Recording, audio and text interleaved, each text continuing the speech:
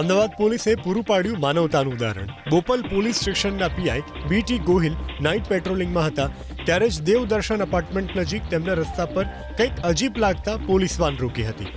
રસ્તા પર એક મહિલા બેસીને આક્રંદ કરી રહી હતી। તેની બાજુમાં 11 વર્ષનો પુત્ર રડી રહ્યો હતો અને મહિલાના ખોળામાં તેનો પતિ બેભાન હાલતમાં પડ્યા હતા, જે જોઈ પીઆઈ બીટી ગોહિલ સહિતના પોલીસ કર્મીઓ તાત્કાલિક દોડી આવ્યા। ઘરમાં ઝઘડો થતા પતિ પત્નીએ ઝેરી દવા પીધી હોવાનું કહી રડતા રડતા બાળકે પોલીસને મદદ કરવા માટે વિનંતી કરી।